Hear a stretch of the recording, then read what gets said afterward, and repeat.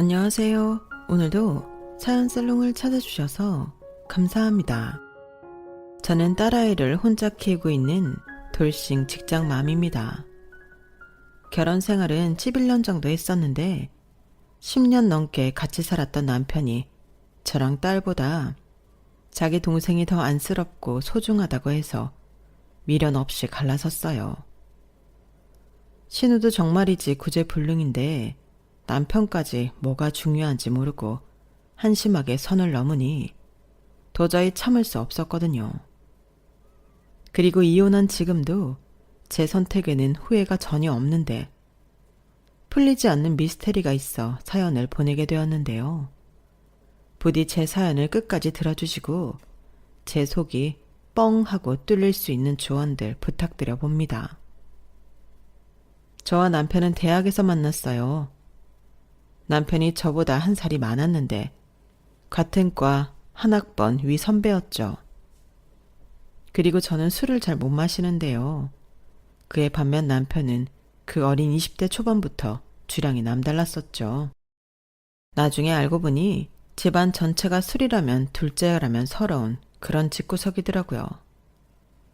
그에 반면 저희 집은 아빠는 술을 한 잔도 못 드시고 엄마는 소주는 전혀 못 드시지만 맥주나 와인 정도는 드실 수 있었는데 그것도 한 잔이면 얼굴이 불타올라 당신이 창피하다면서 술을 잘 안 드십니다. 그러니 그런 집에서 나고 자란 저와 제 동생은 당연히 술에 취약한 몸이었고 그런 제가 대학에 들어가 신입생 생활을 하려니 여간 쉬운 일이 아니었는데요. 결국 저는 신입생 환영회에 막걸리 한 사발을 억지로 마시고 기절하는 초유의 사태가 일어났어요. 그 덕에 저는 학교에서 유명인사가 되었고 기절한 저를 책임지던 한 학번 위 남편은 저를 업고 병원으로 뛰고 또 저를 데리고 집에 데려다 주는 등 고생을 했는데 그렇게 어이없게 눈이 맞아버렸어요. 이런 말 창피하지만 저는 그동안 공부한다고 남자친구를 한 번도 사귀어보지 못했거든요.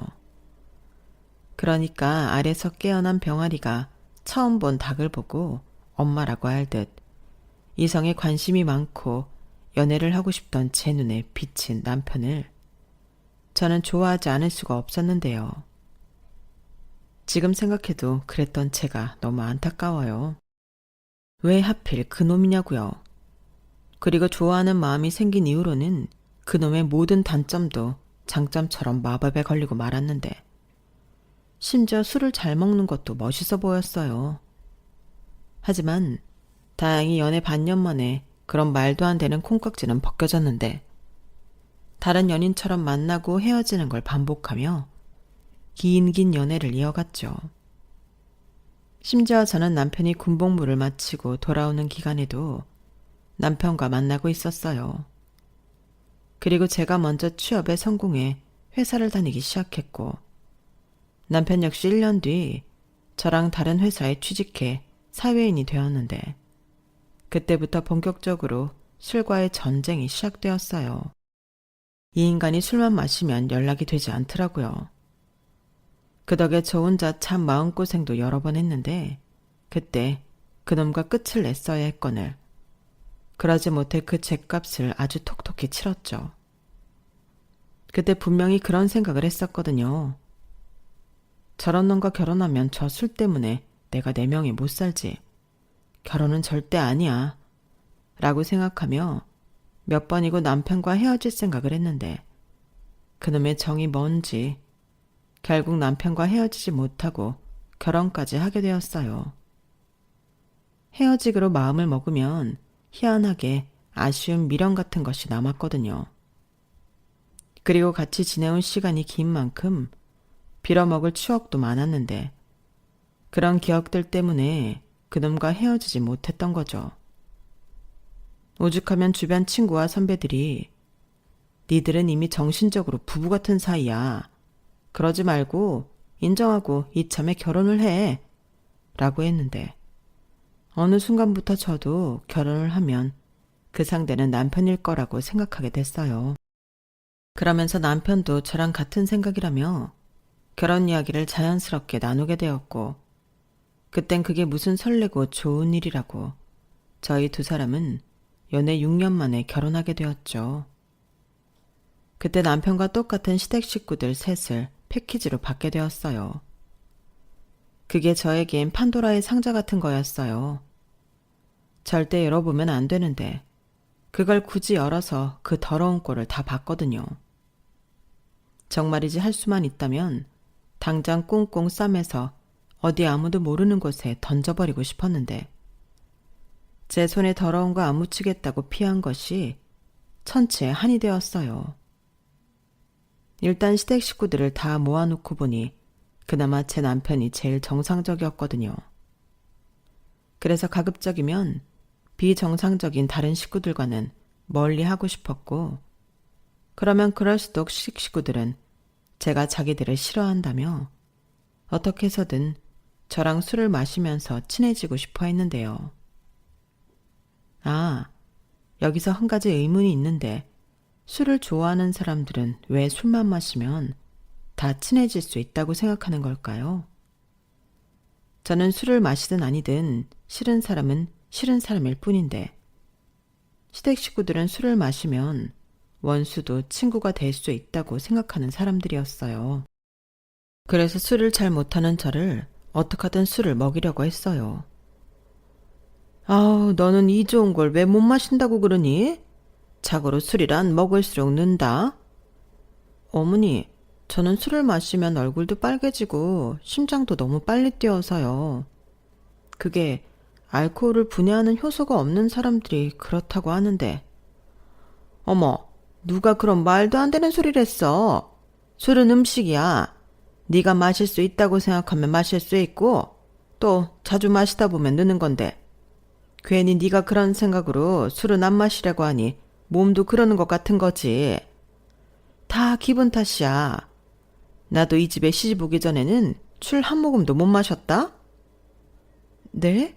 설마요. 설마는? 안 그래요, 여보?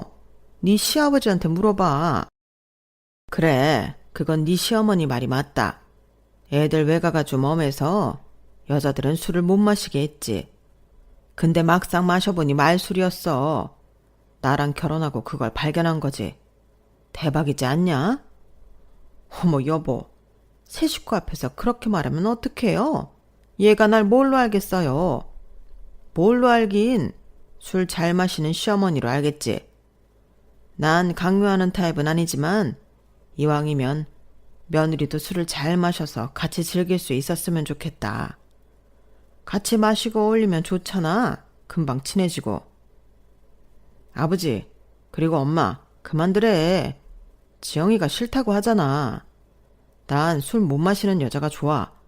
그래서 지영이랑 결혼한 건데 왜 자꾸 지영이한테 술을 권해? 술 주지 마. 오빠, 너 진짜 웃긴다. 언제는 술 못 마시는 여자는 재미없다며. 순뻥쟁이, 위선자. 그래, 실컷 욕해라. 너 같은 여자랑 결혼할까봐 너랑 반대인 지영이를 만났는데 네가 어쩔 건데? 너 진짜 계속 그렇게 살면 평생 혼자 늙는다. 뭐야? 오빠 너? 무서운 소리 할래? 내가 왜 혼자 늙어? 이렇게 인물이 출중한데. 나는 젊어서는 끝장나게 화려하게 놀다가 나이 40 되면 돈 많은 늙은 남자한테 평생 예쁨 받으면서 그 남자 돈으로 호의호식하면서 살 거야. 여러분, 저희 신우이의 정신 상태를 어떻게 생각하시나요? 저는 저게 농담인 줄 알았어요. 하지만 제가 결혼하고 쭉 겪어본 신우는 정말 저런 사람이더라고요.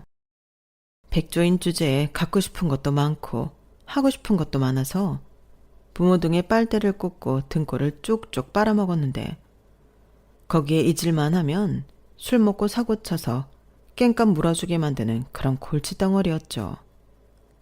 그리고 저 골치덩어리가 돌고 돌아 제 몫이 될 줄은 그때는 꿈에도 몰랐는데요. 애당초 시부모님부터가 문제긴 했어요. 저희 시부모님은 술을 먹고 치는 사고는 어쩔 수 없는 자연재해 같은 걸로 생각하셨거든요. 그러니까 한마디로 술 먹고 하는 행동은 모든 용납이 되는 그런 사람들이었는데, 그러니 시댁은 술 때문에 사건 사고가 끊이지 않았어요.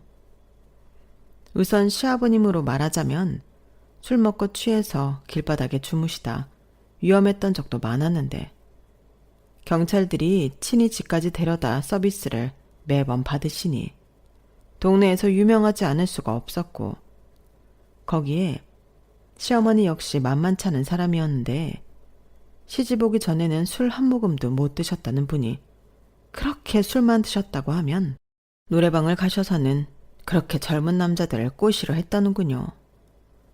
그래서 그 일로 시아버님과 이혼 직전까지 가는 등 크고 작은 일이 참 여러 번 있었는데, 저희 친정에서는 하나라도 일어나기 힘든 일이 이 집 구석엔 심심찮게 왕왕 터져 현기증이 날 지경이었어요. 그리고 제가 제일 혐오하고 싫어하는 신우는 부모님의 나쁜 점을 골고루 닮은 졸작 중의 졸작이었는데요. 거기에 한술 더 떠서 술만 취하면 객기가 발동하는 건지 남녀노소를 가리지 않고 시비를 걸었어요. 그러니 남자를 만났다고 해도 그 남자가 일주일도 되지 않아 도망을 갔는데, 당연하죠. 어떤 제정신인 남자가 그 꼴을 보겠어요. 물론 그것까지 사랑해줄 수 있는 찐사랑을 만났다면 다행인데, 애석하게도 신우한테 그런 복은 없었거든요. 그래도 신우가 자기 입으로 떠드는 만큼 생긴 건 참 예쁘장하게 생겼는데, 그래서 얼굴 보고 접근했던 남자들이 꽤 있었어요. 하지만 홀딱 깨는 신우의 주사에 다들 약속이라도 한 듯 기겁을 하며 주랭랑을 쳤는데, 그렇다 보니 신우는 30을 훌쩍 넘기고도 시집은커녕 제대로 된 연애도 하지 못했죠.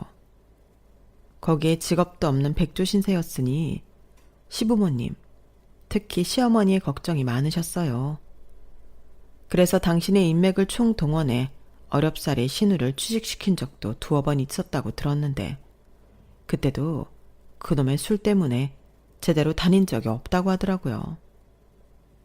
그럼 그 문제의 술을 끊어야 할 텐데, 술을 너무 사랑하는 신우와 술에 관대한 시부모님은 그럴 마음이 없었고, 시어머니는 당신 잘못은 이해하지 못한 채 그저 자기 마음처럼 되지 않는 신우를 애물단지 취급을 하더군요. 오죽하면 시어머니가 저에게 당신의 소원은 통일이 아니고 자기 딸이 시집을 가서 당신 집에서 나가는 거라고 하셨는데, 끝내 그 소원을 이루지는 못하셨어요. 시어머니가 57세 나이로 위암 판정을 받고 5개월 만에 돌아가셨거든요.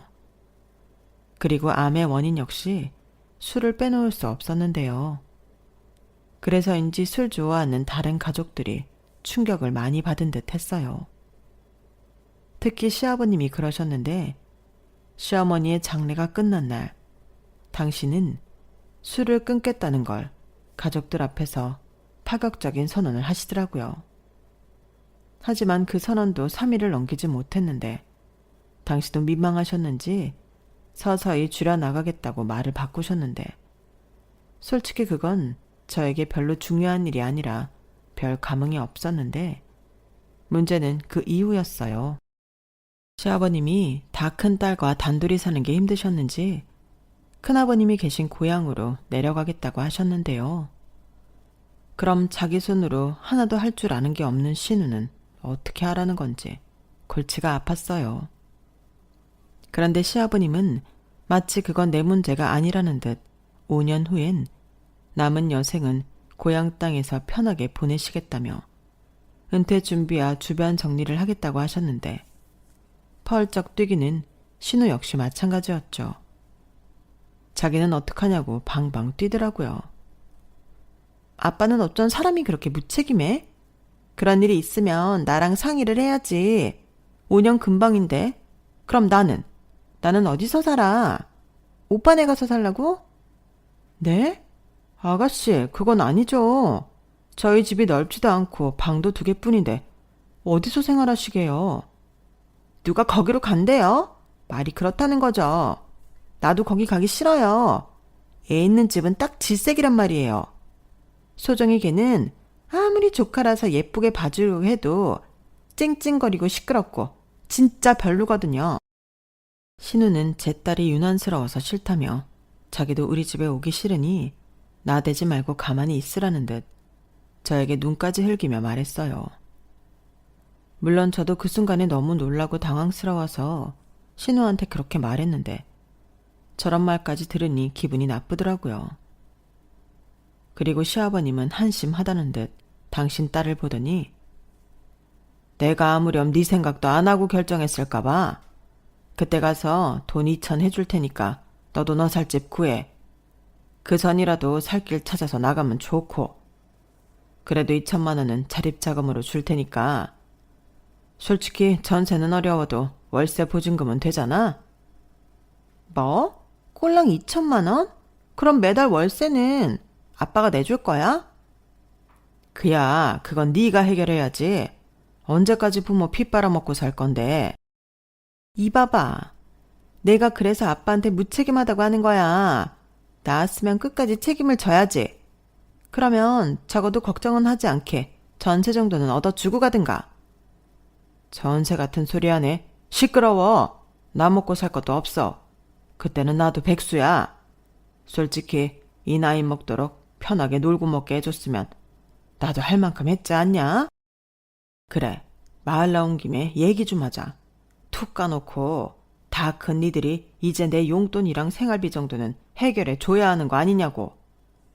지금이야 나도 벌지만 5년 뒤엔 벌이도 없는데 그래도 나는 니들한테 부담 주지 않을 거란 말이지. 내 집 팔아서 알아서 시골 내려가 살겠다는데 니들 입장에서는 고마운 일이지.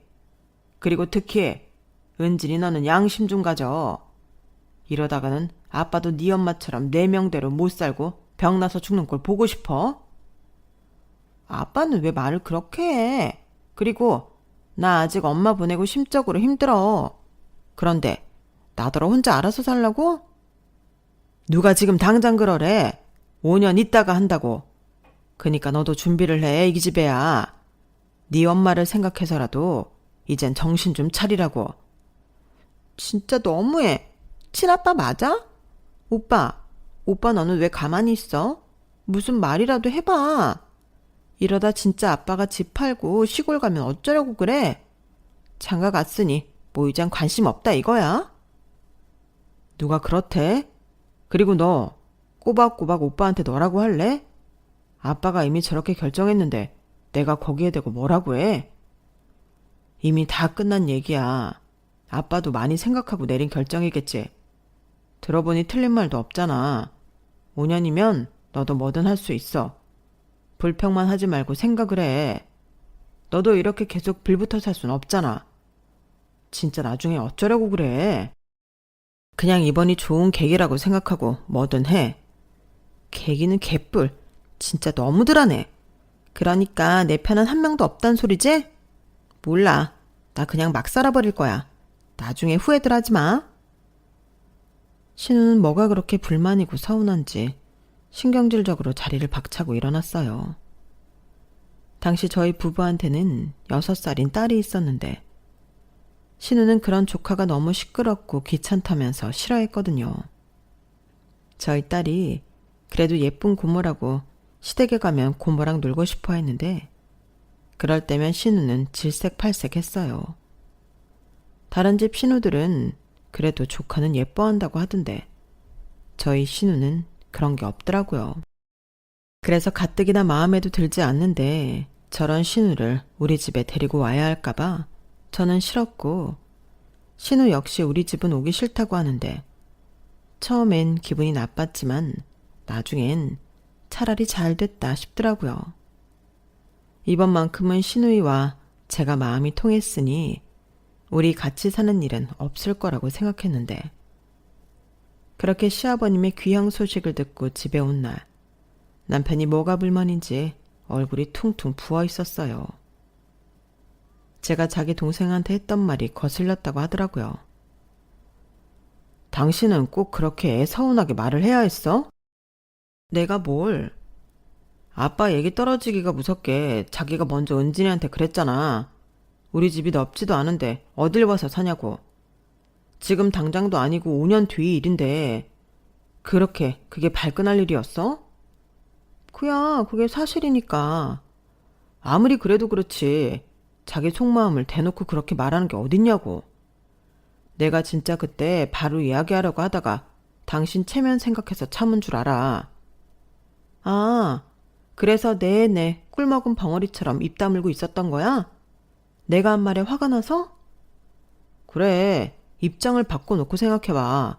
내가 처남한테 그랬다고 생각해 보라고. 이렇게 말하고 남편은 화가 많이 났다는 듯 제 앞에서 냉장고 문을 열어 소주병을 꺼내 벽나발을 불었어요. 그 모습이 정말 꼴불견처럼 보였는데 그날 이후 삐쳐서 저한테 말 한마디 하지 않더군요. 물론 남편 입장에서 그런 생각을 할 수 있다고 생각해요. 자기 동생인데 서운할 수 있죠. 그래도 저랑 신우의 관계를 생각하면 남편도 제 입장을 헤아려 줄 거라고 생각했는데 그건 아니더라고요. 게다가 가뜩이나 우리 딸을 싫어하는 신우인데 왜 저 혼자만 기분이 나쁜 건지 저는 그것도 서운했는데 그리하여 저는 저대로 남편은 남편대로 골이 나 있었어요. 그렇다고 그런 이유로 이혼한 건 아니었는데 지금 와서 생각해보면 그때가 시작이긴 했네요. 어찌 보면 사건의 복선과도 같은 힌트였는데 제가 남편을 너무 믿었나 봅니다. 오빠라서 그럴 수는 있지만 그래도 결정적인 순간에는 저와 우리 아이 편이라고 생각했거든요. 하지만 남편은 그렇지 않았어요. 결혼 전에는 소 닭 보듯 하던 여동생이었는데 피는 물보다 진하다고 부모 없이 혼자가 될 자기 동생을 꽤나 신경을 썼어요. 저 몰래 용돈도 챙겨주고 먹고 싶다는 것도 따로 만나 사주고 어떤 날은 저 몰래 카드값을 갚아주다 걸렸는데 제가 남편 명의로 붓고 있던 적금을 깼더라고요. 그땐 저도 너무 화가 나서 딸아이 데리고 친정에 가 있었어요. 못 살겠다고 이혼하겠다고 했죠. 그러자 남편은 친정에 와서 그 신용카드가 신우 명의의 카드가 아닌 타인 명의의 카드라 안 갚아줄 수 없었다고 저에게 빌면서 말했는데요. 그때도 정작 사고친 신우는 저에게 미안하다는 말 한마디가 없었어요. 그러다 시아버님이 말씀하신 5년이 지났고 안 팔릴 줄 알았던 집이 팔렸는데요. 저는 그전에 아무 말씀도 없으셔서 생각이 바뀌신 줄 알았어요. 하지만 시아버님의 생각은 바뀌지 않았고 오히려 당신 혼자 귀향 준비도 열심히 해오신 것 같았는데 문제는 신우였어요. 신우는 5년이라는 시간이 있었음에도 아무런 준비도 하지 않고 있었거든요. 그런데 막상 진짜 집이 팔리고 시아버님이 돈 2천만 원을 현금으로 주자 어쩐지 목돈에 신이 난 듯 보였는데 그렇게 시아버님은 아무 미련도 없다는 듯 집한 돈과 당신 퇴직금을 가지고 고향으로 가버리셨어요. 그리고 새 주인의 배려로 신우는 3개월 정도 살던 집에서 지내면서 집을 구할 수 있는 시간이 주어졌는데 그때 남편과 저도 이 집 저 집 보며 신우 집 얻는 것에 신경을 쓰게 되었죠. 그래도 내 집에 오는 게 아니니 저는 최대한 멀리 떨어진 동네에 신우집을 구하고 싶었어요. 하지만 정작 자기 살 곳인데 신우는 아무 생각이 없어 보였고 오히려 목돈 생겼다고 정신이 딴 데 팔려 있었는데 저는 그게 너무 불안했죠. 지 좋아하는 술이나 먹고 다 탕진해버릴 것 같아서 불안했거든요. 그래서 남편한테 말해서 그 돈을 받아 우리가 적당한 월세를 얻어주자고 했는데 신우가 마치 자기 돈을 우리가 뺏어가는 듯 난리를 치더군요. 그러면서 자기 살 집은 자기가 알아서 할 테니 저희더러 신경을 끄라고 했는데 처음부터 끝까지 마음에 드는 구석이라고는 하나도 없는 신우였어요. 그때 남편도 기분이 상했는지 그럼 네가 알아서 하고 나중엔 딴소리 하지 말으라고 으름장을 놨는데 그때는 신우도 뭘 믿고 그러는지 모르지만 눈 하나 깜짝하지 않더군요. 그렇게 시간이 2달 정도 지났어요. 그러자 남편한테 정말 청천벽력 같은 말을 들었는데요. 신우가 그 2천만 원을 홀랑 다 써버렸답니다. 갖고 싶던 명품 가방이라 옷도 사고 친구들이랑 술 마시고 놀다 이번에 만나고 있는 남자친구랑 해외여행도 다녀왔다고 하는데 진짜 어이가 없었어요. 그 돈이 자기 살집 구하라고 준 돈인데 어떻게 그 돈을 다 써버릴 수 있죠? 그리고 이제 1달 뒤면 집을 나와야 하니 발등에 불이 떨어진 건데 그래서 이번에도 지 오빠한테 SOS를 쳤더라고요. 그리고 남편은 제 눈치를 살살 보면서 어쩔 수 없잖아. 다 큰 기집애를 길거리에 혼자 나앉게 할 수도 없고 그냥 돈 벌어서 나갈 때까지 우리 집에 있으라고 하자. 라고 했는데 그때 제 이성의 끈이 뚝 끊어져 버렸어요. 자기는 자기 동생을 그렇게 몰라? 자기 부모가 집 구하라고 준 돈을 까먹은 인간이야. 그런데 우리 집에서 돈을 벌어서 나간다고? 그게 가능한 말이야? 그럼 어쩌냐, 상황이 이런데. 너는 내 동생이 어떻게 되든 모른 척하고 싶은 거지? 아니, 어떻게 사람이 그래?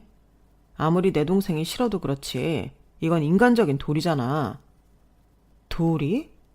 그럼 집 구할 보증금으로 명품 사고 자기 유흥부료 다 날린 당신 동생은 괜찮고 내가 이상해? 그 명품 뭔지 모르겠지만 그거 되팔라 그래. 그럼 몇 달은 고시원 생활은 할 수 있겠지. 언제까지 저렇게 다 받아주고 살 건데? 우리가 자기 동생 때문에 피해를 봐야 정신 차릴 거야? 만나는 남자도 있다며. 그 남자한테 말해보라고 해. 너 말 그렇게 함부로 할래? 그 남자를 어떻게 믿고 그래? 그리고 피해를 보긴 뭘 봐? 나는 나랑 같이 사는 여자가 이렇게 매몰찰 줄은 정말 몰랐다. 정 떨어져. 뭐? 정이 떨어져? 말 가려서 해? 아무리 부부살이라도 할 말 못할 말 있는 거야. 그리고 당신 말대로 아가씨를 데리고 있다 치자. 그럼 아가씨는 방도 없는데 어디서 지내라고 할 건데? 거실에서? 무슨 거실이야. 소정이 우리가 데리고 있고 소정이 방 줘야지. 뭐? 소정이 이제 11살이야. 지금 자기 방이라고 쓰던 방을 고모한테 주고 엄마 아빠랑 지내라고? 그걸 애가 받아들일 것 같아? 받아들일 게 뭐가 있어. 어른이 그러라고 하면 그러는 거지. 그게 싫으면 지 고모랑 같이 방을 쓰던가. 우리가 은진이랑 방을 쓸 순 없잖아. 진짜 웃긴다. 왜? 내가 소정이랑 방 쓸 테니까 남매끼리 사이좋게 쓰지. 됐다. 나는 절대 아가씨랑 같이 못 사니까 그런 줄 알아. 이게 방만 준다고 끝인 줄 알아? 내가 아가씨 밥이며 빨래며 다 해줘야 하는 거야. 난 절대 그렇게는 못 살아. 또 시작이다. 아직 일어나지도 않은 일 가지고 내 동생 비난하지 마. 내 동생도 그 정도는 염치가 있는 애야. 저는 남편의 말에 콧방귀를 꼈어요. 제가 지금까지 지켜본 신우는 절대 그런 염치라는 걸 아는 인간이 아니었거든요. 그리고 저는 남편도 그걸 모르지 않을 거라고 확신하는데 저렇게 말하는 남편한테도 오만정이 떨어졌어요.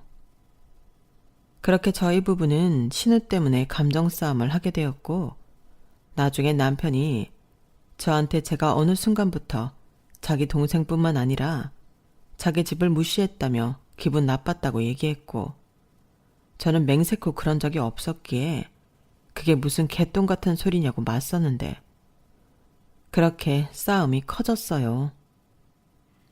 솔직히 아이가 다 듣고 있는데 남편과 이렇게 싸우는 게 신경이 많이 쓰였지만 그때는 저도 감정 조절을 잘 하지 못해서 제어가 되지 않았죠. 그리고 예전 같으면 먼저 합리적으로 화해하고 조율하자고 하던 남편은 그때는 달랐는데요. 자기는 잘못이 없고 제가 자기 동생을 싫어해서 이기적으로 군다며 맹비난을 하기 시작했어요. 그리고 그 정도가 점점 심해졌는데 그래도 자기 뜻대로 되지 않자 매일 밖에서 술을 마시고 말도 없이 외박을 하는가 하면 집에 돌아올 때는 네 발로 기어오는 등 제가 싫어하는 행동만 골라서 했는데 나중엔 취중 진담이라고 자기는 미우나 고우나 저랑 딸아이보다 자기 동생이 더 소중하다고 울먹이면서 말하더군요. 그 모습을 보고 기가 막혔어요.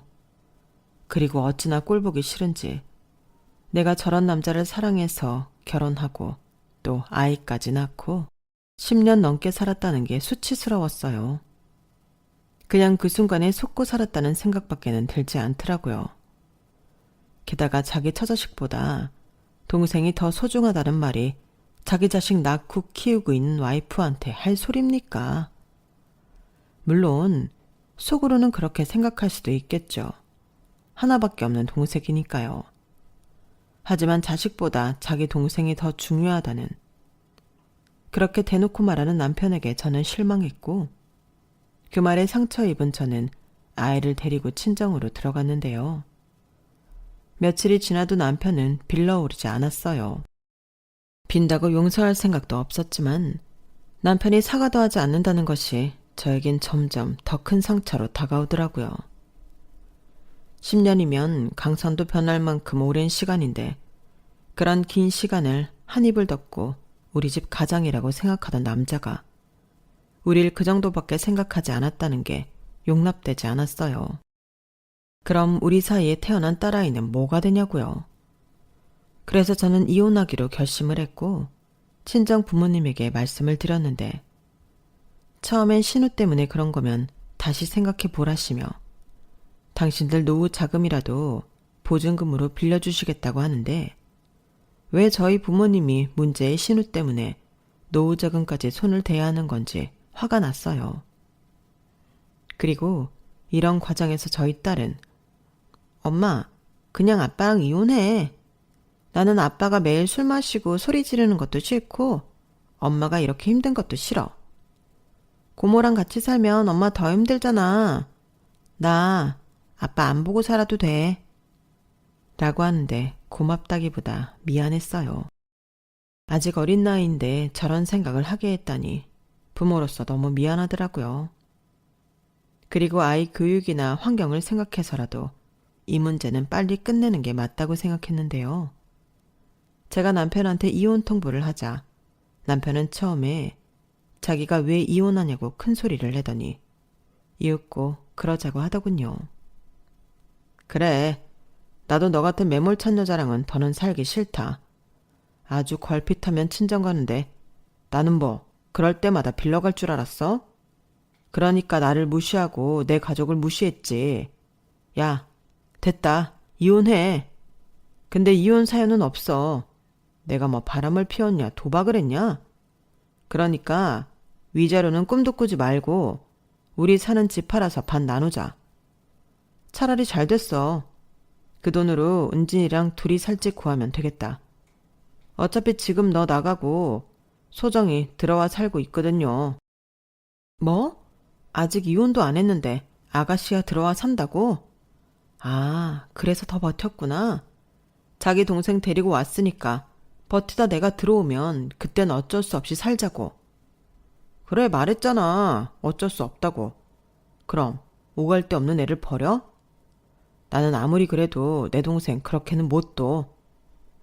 아이고, 남매가 이렇게 우애가 좋은지 그동안 몰랐네. 그래, 알았어. 대신 소정이는 우리 아이니까 아빠라서 책임은 져. 매달 양육비는 보내라고. 내가 왜 그 소리 안 하나 했다. 그래, 매달 50만 원 보내면 되지. 나만 부모 노릇하는 거 아니잖아. 엄마도 양육비를 부담해야지. 그럼 이렇게 쭉 내면 되는 거지? 남편은 마치 홀가분하다는 듯 그렇게 말했어요. 그리고 집을 내놨는데 워낙에 9억이고 작은 평수 빌라라 높은 가격으로 팔지 못했지만 그래도 대출 없이 산 거라 각각 6천만 원 정도는 나눴어요. 금액으로 보면 그리 큰 금액은 아니었지만 돈을 떠나서 저는 자신 있었거든요. 제가 돈을 안 버는 것도 아니고 제가 벌어 딸아이 정도는 얼마든지 키울 수 있다고 생각했는데 저는 진작부터 큰 집으로 이사를 가고 싶어 모으고 있던 돈이 있었거든요. 그리고 남편은 워낙 술 좋아하고 카드도 쉽게 써서 어지간하면 남편 앞으로 집 말고는 아무것도 해놓은 것이 없었는데, 그래서 실질적인 돈은 제가 더 많았죠. 하지만 그건 남편은 모르고 있었어요. 그래서 저야말로 홀가분해져서 제가 가진 돈을 보태 대출을 끼고 20평대 소형 아파트를 구입했는데 딸애가 좋아했어요. 먼저 살던 곳보다 동네도 좋고 집도 좋다며 신나했는데 다행이라고 생각했죠. 거기에 친정 부모님이 이혼한 딸 걱정이 많으셔서 이것저것 도움을 많이 주셨는데, 제가 결혼할 때 집이 많이 힘들어서 도움을 거의 주지 못하셨거든요. 그래서 그걸 늘 미안하게 생각하셨는지 뭐든 도와주겠노라 하시며 가구며 가전이며 냉장고 속까지 꽉꽉 채워주셨는데, 무엇보다 친정 엄마가 저랑 제 딸에게 신경을 많이 써주셨어요. 손이 많이 가는 그런 나이는 아니지만 그래도 제가 직장 생활을 하니 제가 마음 편하게 일할 수 있게 배려를 많이 해주셨죠.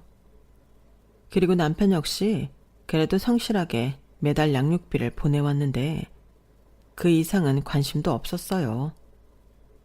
내가 어떻게 살든 그쪽이 어떻게 살든 전혀 궁금하지 않았는데, 그러던 중 잘 들어오던 양육비가 밀리기 시작하더군요.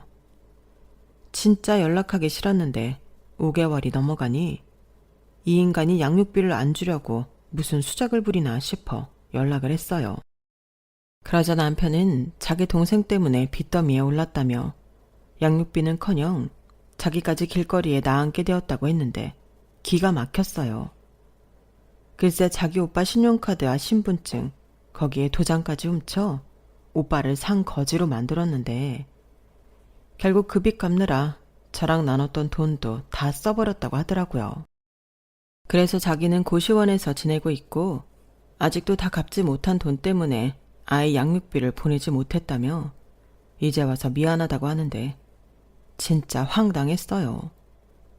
심지어 문제를 일으킨 신우는 오빠 볼 면목이 없다면서 편지 한 통 남기고 도망갔다는데, 면목이 없는 게 아니라 더는 뽑아먹을 게 없다는 표현이 맞을 거예요. 그래도 그렇지 자기가 싼 똥은 어쩌라고. 그렇게 자기만 홀랑 날라버리는 건지. 남편이 불쌍했죠. 하지만 저는 예전부터 신우라면 충분히 그럴 수 있는 인간이라고 생각했어요. 하지만 자기 동생을 믿었던 남편은 꽤나 큰 충격을 받은 듯 했고, 제가 먼저 연락한 것이 반가웠는지 계속 만나자고 보챘는데 저는 양육비 필요 없다고 했네요. 괜히 이렇게 다시 남편과 엮이느니 그깟 양육비 안 받겠다 싶었죠. 사실 남편과 헤어지고 전엔 이래저래 좋은 소식이 많았거든요. 승진해서 연봉도 올랐고 대출이 있는 집이지만 집값도 계속 올라 한 5년 정도 살고 난 뒤에는 30평대 아파트도 노려볼 생각인데, 우리나라가 좋은 게 한부모 가족 지원이나 혜택도 꽤 많더라고요. 그래서 이젠 진짜로 남편 같은 건 필요 없게 되었는데, 그런 남편은 제가 몹시도 필요해 보이더군요. 우선은 술 좋아하는 그 인간이 돈 관리를 못한다는 것도 문제였을 거예요. 그전에는 그래도 시어머님이 관리하셔서 모으진 못해도 구멍날 일은 없었는데, 저랑 헤어지고 돈 관리를 허술하게 했으니 자기 동생한테 그렇게 털려버린 거죠. 솔직히 안 봐도 비디오였어요. 그렇다고 아직 연금 생활도 못하시는 시아버님에게 손을 내밀 수도 없을 테니 그냥 자기가 벌어서 동생이 싼 똥을 치울 수밖에 없을 텐데, 이제 와서 그걸 같이 할 마음이 제가 있겠어요? 그래서 냉큼 양육비 안 줘도 되니 화이팅 하라고 했습니다. 처자식보다 중요한 동생이 친 사고이니 오빠가 기꺼이 해결해야 하잖아요. 대신 나는 딸아이 잘 키워서 보란듯이 잘 살겠다고 했는데 남편이 아무 말도 하지 못했어요. 저는 남편이 제 딸과 아파트에 사는 걸 모를 줄 알았는데 어떻게 알았는지 알고 있더라고요. 그래서 내심 동정심을 유발해 제 아파트에 들어와 살려고 했는 모양인데 어림도 없죠. 제가 그걸 왜 용납하나요? 그렇게 철벽을 치니 남편도 자존심에 포기하는 눈치였고, 그렇게 저랑 남편은 완전히 쫑이 났어요. 남편은 뒤늦게 자기 결정을 후회한다고 했는데 그 말도 듣기 싫더라고요.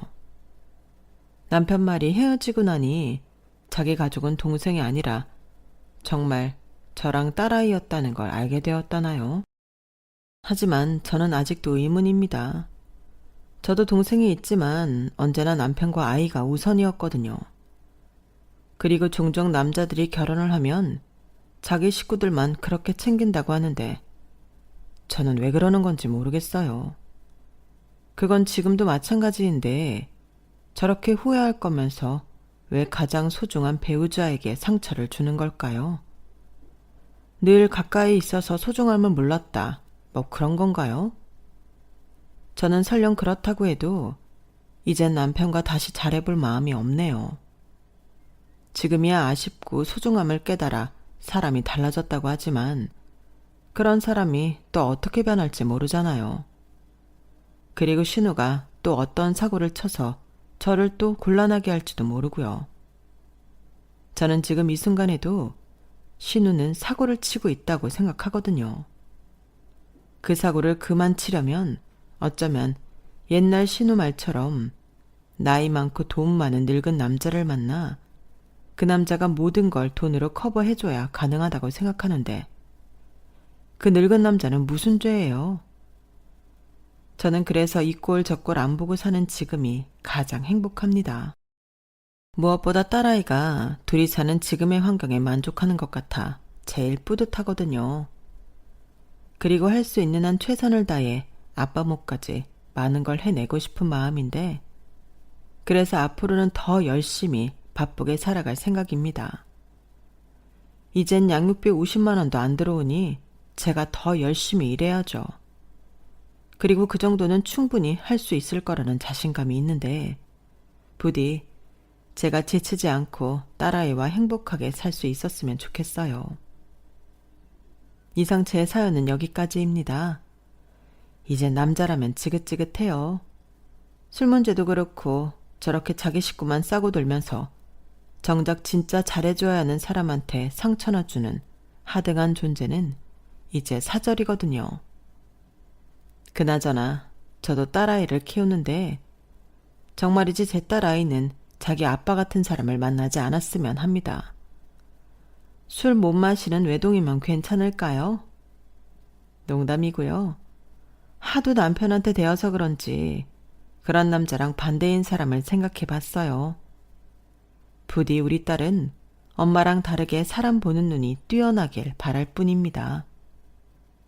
그럼 지금까지 제 사연 들어주셔서 대단히 감사드리고요.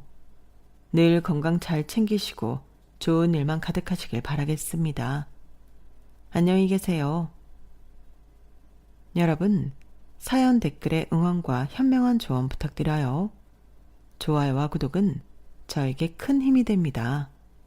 오늘도 좋은 일 가득하세요.